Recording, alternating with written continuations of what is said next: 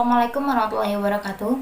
Yang saya hormati Bapak Profesor Dr. Fauzan Ali Rashid, MSI, dan Bapak Lutfi Fadul Rijal, SSC, MH, selaku dosen mata kuliah Politik Hukum Islam.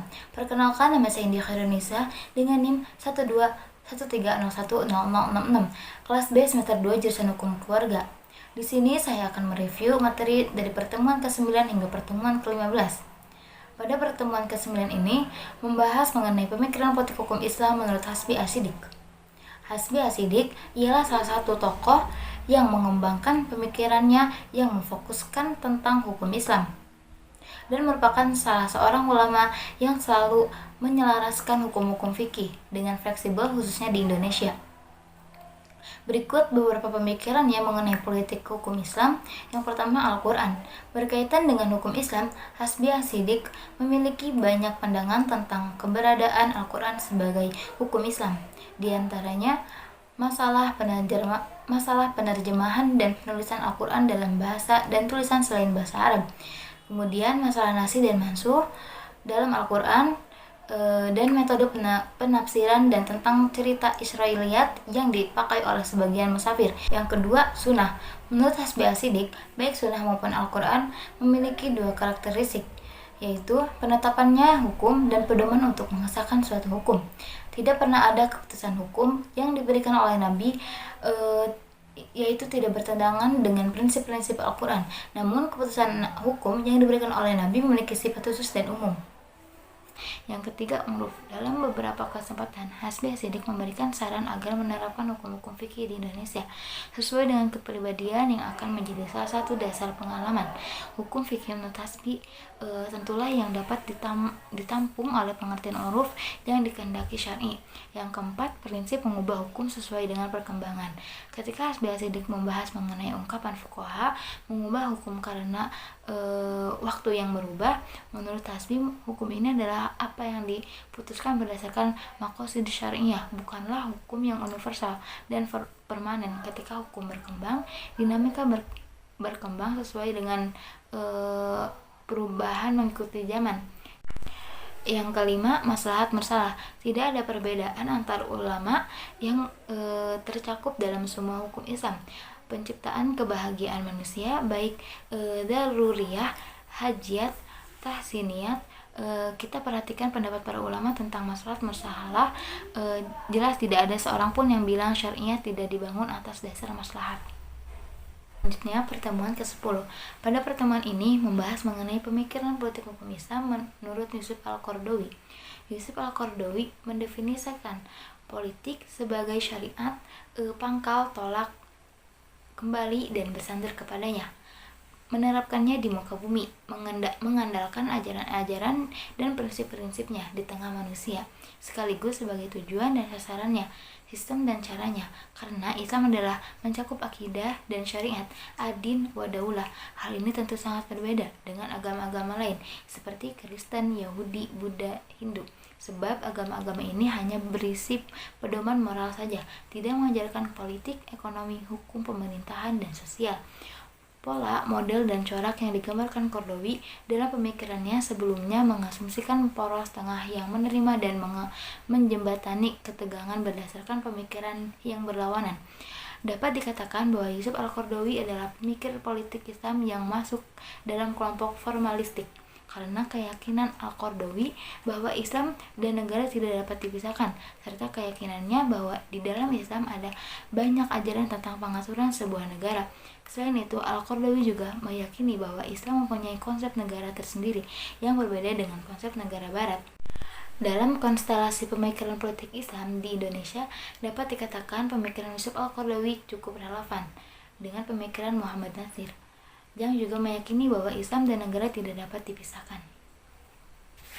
Selanjutnya, pertemuan ke-11. Pada pertemuan ini membahas mengenai pemikiran politik hukum Islam menurut Hajairin. Hajairin bukanlah tokoh asing bagi para sarjana hukum Indonesia.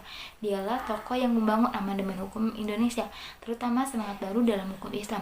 Dia adalah salah satu pakar yang profesional karena dia memiliki dua keahlian. Yang pertama ahli hukum adat dan yang kedua ahli hukum Islam. Berikut beberapa pemikiran Hazairin mengenai politik hukum Islam. Di antaranya, yang pertama, pemikirannya tentang politik hukum Islam salah satunya adalah dalam pidana Islam serta keinginan menegakkan hukum pidana Islam di Indonesia dapat dilihat dalam hukum pidana Islam yang berkaitan dengan aspek landasan dan asas sistem hukum nasional.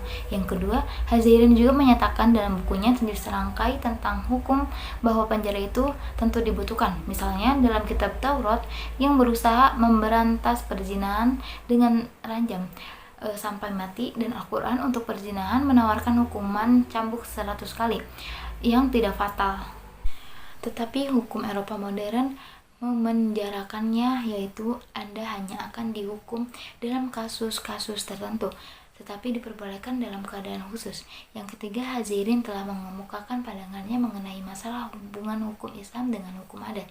Kata Hazairin, hukum agama masih terselip di dalam hukum adat yang memberikan tempat dan persandaran kepadanya. Tetapi sekarang kita lihat hukum agama itu sedang bersiap hendak membongkar dirinya dari ikatan adat itu. Yang keempat, Hazairin kemudian mencontohkan teori Risepti waris di Jawa. Hal ini sangat meresahkan dan bertentangan dengan keyakinan Islam.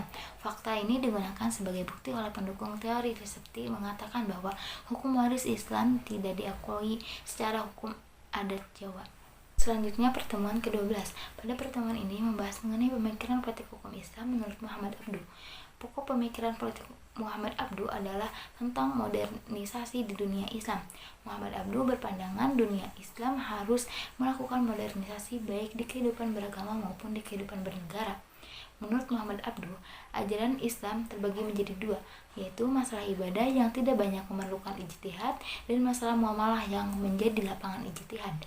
Dalam kehidupan bernegara, Muhammad Abduh berpandangan negara-negara Islam harus melakukan modernisasi dengan menerapkan nilai-nilai demokrasi karena kekuasaan harus dibatasi. Maka dari itu Muhammad Abduh menekankan perlunya perubahan pemerintahan di negara Islam dari otoriter dan tidak dibatasi oleh peraturan perundang-undangan menjadi pemerintahan yang konstitusional. Ada 4 cara yang dilakukan Muhammad Abduh, diantaranya yang pertama, melakukan proses pencerdasan bagi masyarakat sehingga mereka mengerti hak dan kewajiban mereka sebagai warga negara. Yang kedua, melakukan proses realisasi gagasan pembentukan Dewan Perwakilan sebaiknya dilakukan secara bertahap. Yang ketiga, menolak mengadopsi sistem hukum barat untuk umat Islam karena menurut Muhammad Abduh, hukum yang dijalankan untuk masyarakat haruslah sesuai dengan kepribadian masyarakat itu. Yang keempat, menolak adanya kekuasaan keagamaan, karena baginya Islam tidak memberikan kekuasaan kepada seseorang atau kelompok orang untuk menindas orang lain atas dasar mandat agama ataupun dari Tuhan. Jadi pada intinya Muhammad Abduh menyatakan bahwa umat Islam tidak salah bila meniru Barat sejauh tidak bertentangan dengan nilai-nilai ajaran Islam. Pertemuan ke-13. Pada pertemuan ini membahas mengenai pemikiran politik hukum Islam menurut Ali Yafi dan Sahal Mahfudz. Sahal Mahfudz dan Ali Yafi merupakan salah satu ulama kontemporer di Indonesia yang pemikiran-pemikirannya banyak disegani dan diikuti, serta banyak produktivitas dari mereka berdua yang pada saat ini masih sangat bermanfaat. Berikut beberapa pemikiran Ali Yafi mengenai politik hukum Islam. Yang pertama, dalam pemikirannya, Ali Yafi menekankan pentingnya etika sosial dalam perumusan hukum Islam seperti yang terkandung dalam Al-Ahkam Al-Khamsah, seperti wajib, haram, sunnah, makruh, dan mubah. Yang kedua, kemudian Ali Yafi juga mengemukakan pemikirannya mengenai etika sosial yang mendasari kajian fikih sosial yang memberikan pandangan tentang hukum Islam yang menggabungkan beberapa prinsip sosial dengan tujuan mencari keuntungan. Selanjutnya, pemikiran Kyai Haji Sahal Mahfudz mengenai tentang pergeseran paradigma dari fikih formalistik menjadi fikih etik. Sebagaimana Kyai Haji Sahal pernah menuliskan bahwa pemikiran fikihnya ini muncul bukan dari keadaan yang tidak ada sebabnya, melainkan ada setting sosialnya. Kemudian tidak muncul dari ruang hampa, tetapi muncul karena sebab ada persoalan. Oleh karena itu beliau banyak menulis mengenai yang pertama, interpretasi teks-teks fikih secara konseptual. Jadi memaknai teks-teks fikih berdasarkan keadaan saat itu. Yang kedua, perubahan pola bermadzhab dari qauli menjadi manhaji. Jadi melihat cara bermadzhab itu tidak dari qauliyah saja, melainkan melihat dari bagaimana para imam mazhab ini menggunakan metodologi fikih sehingga keluar hasil ijtihad fikihnya tersebut. Yang ketiga, memverifikasi ulang secara mendasar untuk menentukan ajaran yang pokok, ajaran yang usul, dan kemudian secara furu'nya serta cabangnya. Jadi, memverifikasi ulang itu artinya mencari tahu ulang, meyakinkan apakah benar dari semua hasil ijtihad fikih itu asal-usulnya dari mana dan kemudian dari usul tersebut furu'nya seperti apa. Yang keempat, fikih ini dijadikan etika sosial, bukan hukum positif negara. Yang kelima, mengenalkan metodologi filosofi khususnya dalam aspek budaya dan sosial. Selanjutnya, pertemuan ke-14. Pada pertemuan ini membahas mengenai pemikiran politik hukum Islam menurut Ibrahim Hussein. Ibrahim Hussein merupakan salah satu ulama yang ikut menjelaskan peta hukum Islam. Beliau juga pernah menjadi salah satu guru besar hukum Islam di UIN Syarif Hidayatullah Jakarta dan pernah menjadi ketua komisi fatwa MUI. Menurutnya, hukum Islam itu ada dua. Yang pertama, hukum Islam yang secara langsung dan tegas ditetapkan oleh Allah melalui dalil qat'i, zanni, disebut dengan syariah. Syariah diyakini bersifat konstan, sempurna, dan tetap berlaku universal atau sepanjang masa, tidak mengenal perubahan dan tidak dapat disesuaikan dengan situasi dan kondisi. Yang kedua, hukum Islam yang ditetapkan pokok-pokoknya saja dan yang ditetapkan oleh Allah melalui dalil atau disebut dengan fikih. Fikih bersifat dinamis atau fleksibel, tidak bersifat universal dan dapat mengalami perubahan. Pemikiran Ibrahim Hussein mengenai syariah dan fikih merupakan penyederhanaan dari kehancuran pemahaman mengenai hubungan antara ajaran dasar agama, yaitu Al-Quran dan Hadis, dengan pemahaman ulama terhadap ajaran dasar agama. Oleh karena itu, penjelasan mengenai fikih dan syariat lebih merupakan upaya untuk mendapatkan kejelasan, bukan untuk menyelesaikan.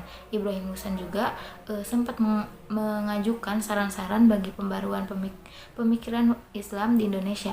Beberapa sarannya sebagai berikut. Yang pertama, tinggalkan penafsiran harfiah terhadap Al-Quran, digantikan dengan pemahaman pada semangat dan jiwa Al-Quran. Yang kedua, mengambil sunnah Rasul dari segi jiwanya dan memberi keleluasan penuh untuk menyelesaikan berbagai masalah keduniawian. Yang ketiga, menggantikan pendekatan ta'abudi terhadap nas-nas dengan pendekatan ta'akuli. Yang keempat, melepaskan diri dari masa likulillah, gaya lama, dan mengembangkan perumusan ilat hukum baru. Yang kelima, menggeser perhatian dari masalah pidana yang ditetapkan nas. Yang keenam, mendukung hak pemerintah untuk mentaksi umumnya nas dan membatasi mutlaknya. Yang terakhir, pertemuan ke-15. Pada pertemuan ini membahas mengenai pemikiran politik hukum Islam menurut Munawir Sajali. Munawir Sajali adalah seorang politisi hebat, diplomat, dan cendekiawan Islam. Ia lahir di Klaten tahun 1925. Masa mudanya dikenal sebagai anak mimbar di ruang-ruang agama dan keagamaan, sekaligus seorang politisi yang ekselen. Berikut ini beberapa pemikiran Munawir Sajali tentang politik hukum Islam. Yang pertama, yang menjadi landasan pemikiran Munawir adalah ijtihad. Menurut beliau, ijtihad merupakan wujud kegiatan akal untuk berpikir. Dalam hal ini merupakan ijtihad politik dalam rangka menemukan nilai-nilai Islam dalam konteks sistem dan proses politik yang sedang berlangsung. Yang kedua, pandangan Munawir Sajali tentang hubungan Islam dengan negara layaknya sebuah garis lurus. Menurutnya, tidak ada ketetapan doktrinal yang mengharuskan kaum muslim untuk mendirikan negara Islam.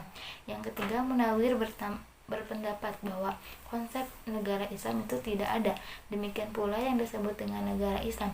Yang keempat, bagi Munawir Sajali, Islam tidak mempunyai preferensi konseptual atau teoritis tertentu tentang konstruk negara dan sistem pemerintahannya. Atas dasar itu, dapat pula dikemukakan bahwa Islam tidak secara khusus mewajibkan umatnya untuk mendirikan agama, apalagi yang bersifat teokrasi. Sekian review materi dari saya. Mohon maaf apabila banyak kesalahan dalam penyampaian materi. Wassalamualaikum warahmatullahi wabarakatuh.